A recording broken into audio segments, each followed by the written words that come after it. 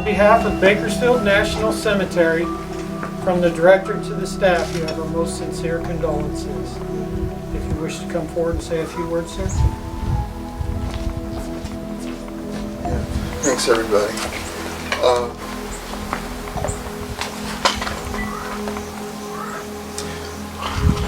You know, it's one thing to,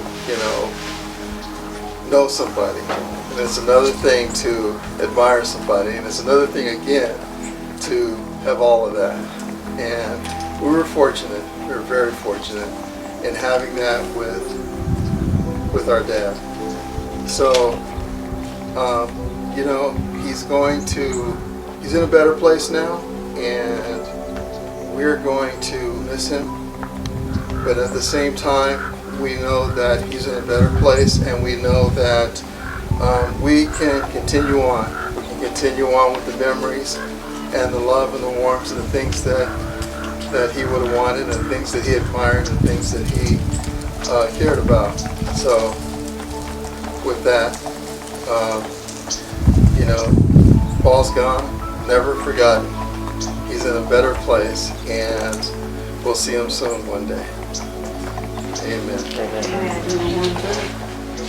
At this time, I'd like to introduce the associated veterans that will be conducting military honors. During military honors, I do ask that you please silence all cell phones.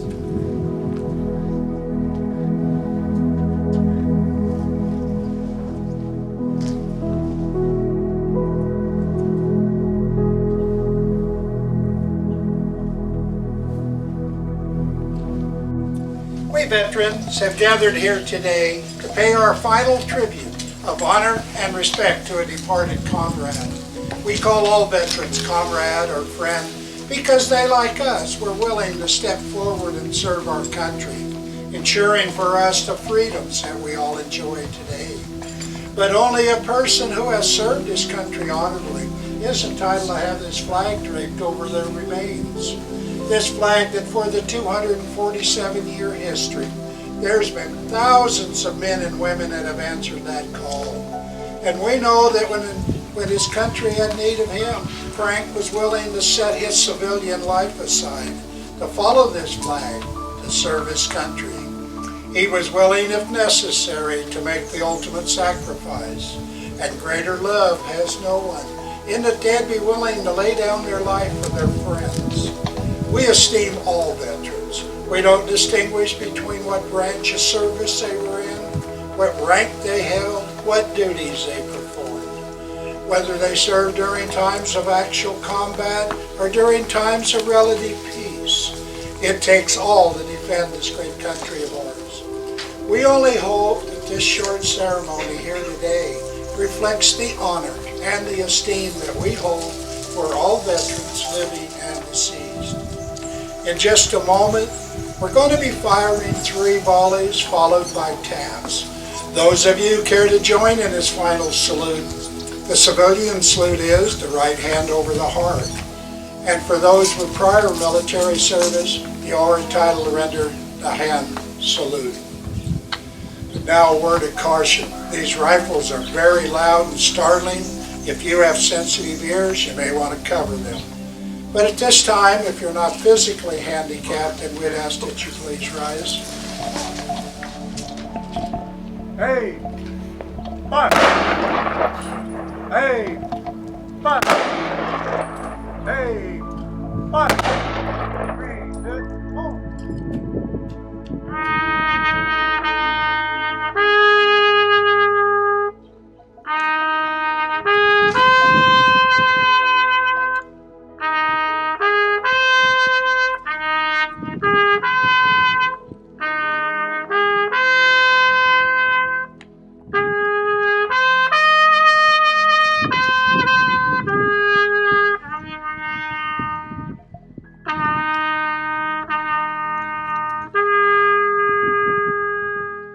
Order, arms, you may be seated. Our bugler will be playing Battle Hymn of the Republic as we're folding the flag. If you know the words and want to sing along, feel welcome.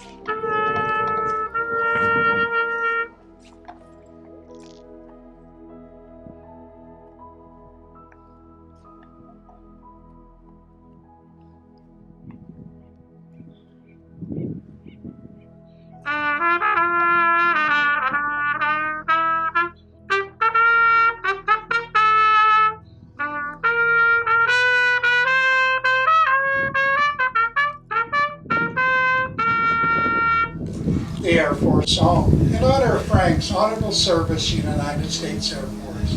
Ma'am, today we represent the Office of the President, the Congress, the Secretary of the Air Force, and the grateful people of these United States have declared that this glorious emblem be presented to cease the immediate family.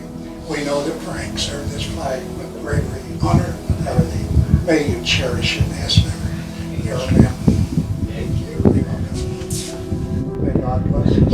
Thank you.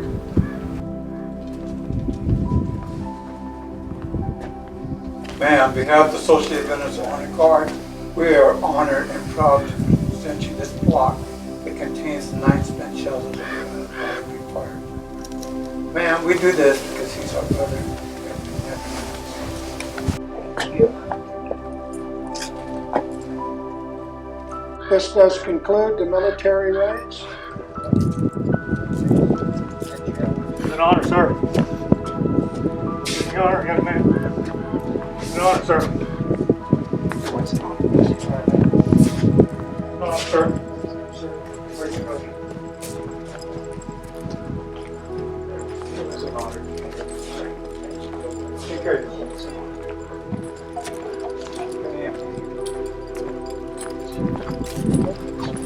No.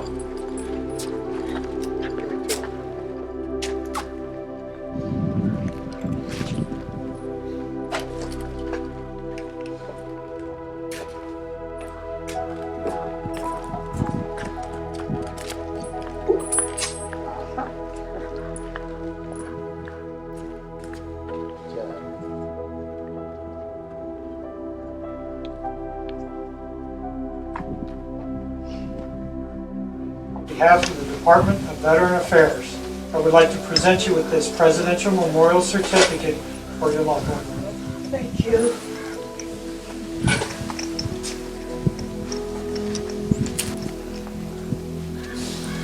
I just want to thank you all for attending.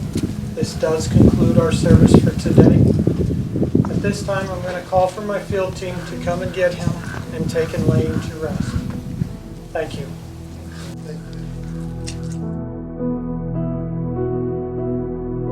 My name is Aisha Kashkarian, formerly Wedlaw. I am Mama and Papa's first grandchild. I want to say, Mama, thank you and Papa for giving me the best childhood I could have ever asked for. Going to your house was the highlight of my life growing up. Spending the holidays with you, hand making all of my dresses, spending time with you and Papa, getting to eat all the foods that Mom and Dad didn't let me eat. I had the best memories with you, and I will cherish that forever. And thank you again. I love you. Hey Mama, just want to say I love you so much, and Papa was a big inspiration to me.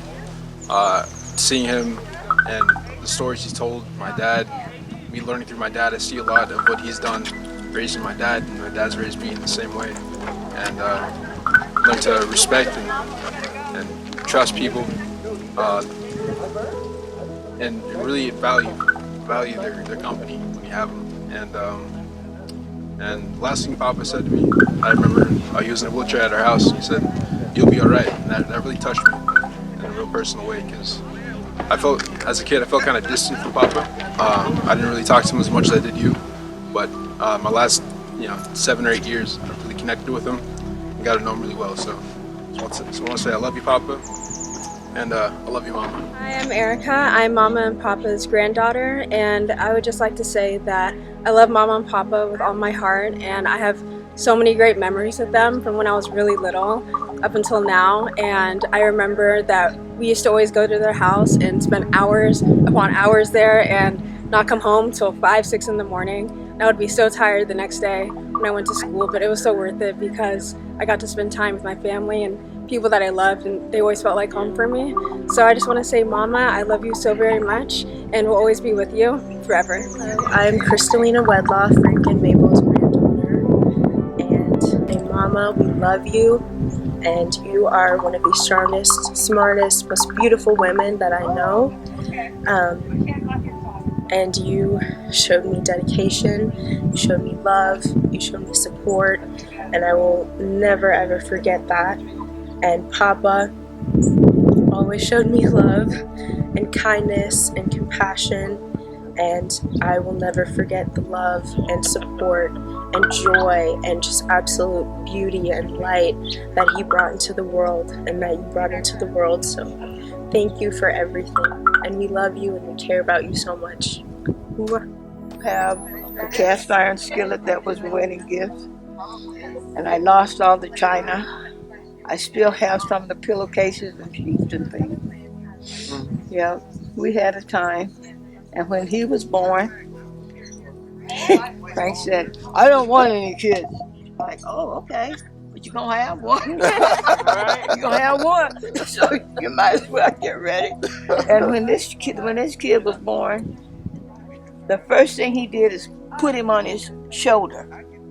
And then he walks around the house and he's showing them everything in the house. I'm like, he can't see, he don't know what you're talking about. Yeah. But this one here, everywhere Frank went, he was either in his pocket or on his hip or somewhere. And then when the second kid came along, he had one in each arm. And I said, well, I can take the baby. And he said, oh, okay. But you stay close now, you stay close. And then when Don came along, Don was a whole different ball game. These two were bigger, and Don was in his crib one day, and somebody said, "Hey Mable, what's for breakfast?" And I said, "What'd you say, Dwayne?" Dwayne said, "That wasn't me, that was him." So his very first words out of his mouth when he was a baby was, "Hey Mable, what's for breakfast?" Just that clear. He never had a word of baby talk. And he sees everybody walking around, and we put him on the floor on his stomach, and he would pull up on the couch. No, ain't nobody else standing. We're down here, I'm getting up too. Walking at 7 months. Wow. Okay. He would be on Frank's shoulders, and he would have Dwayne in one arm and down in the other because he didn't want any of them to get lost. He didn't trust me with them till they got ready to go to school. Yeah. Then I was good enough to take him to school and pick him up and all that stuff. Yeah. But we had a time. Didn't we have a time? Yep. We had a time. He bought a boat, and he never moved that boat out of the yard without all of us being in it. One time I said, well, can't you just take your friends and go out in the ocean and fish or something? He said, I could. But y'all going too. So we have pictures of all kinds of people in the boat with all of us sitting behind the boat. We were at the Salton Sea one day, and Dwayne was helping, what were you, about 8 or 9? He was helping him pull the boat up to the dock, and the wind hit hard. And Dwayne's hand got caught between the dock and the boat. The boat, yeah. And he came across the bow of the boat with hand holding out. I grabbed his hand. I grabbed some ice. And I screamed. And somebody on shore ran up and got the boat. But we didn't even know what happened to the boat. We were in the car, and we were on our way to a hospital that we didn't even know where it was. And we were asking people on the way, where's the nearest hospital? Where's the nearest hospital? And we finally got there, and they sewed his finger back together. Show him your finger. Right here. Which one is it? This one's the middle finger. Oh no. Nice job. Look. Wow. We didn't take the boat out from that day to this one. It was like, that's enough. The boat sat in the yard till we sold it. That's a Every great time we idea, look at that too. boat, we see Dwayne coming across that bow. Couldn't do it. Nope, nobody else was gonna get hurt in that sucker. But we had ourselves a time. Everywhere one went, all of them went. Yeah, that's right. If they couldn't go, we couldn't go. We never went anywhere that they couldn't go. And then they got married, and we was all by ourselves.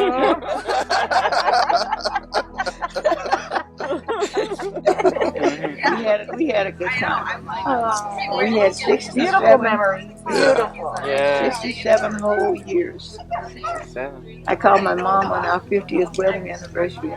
I said, Mother, you know we've been married for 50 years. And she said, My, how the time flies. Doesn't seem like it was just yesterday. Mm-hmm. You ran out of your reception. Mm-hmm. Right. They all forgave us for it. Mm-hmm. I don't know what I would have done with myself if I hadn't said, "Oh, okay, I'll marry you." I don't know where I would have been. We'll tell her. I didn't have a plan for my life. So like most people do. Didn't have no kind of plan. Mother said go to college, so I did. Frank said let's get married, so I did. And it was all good.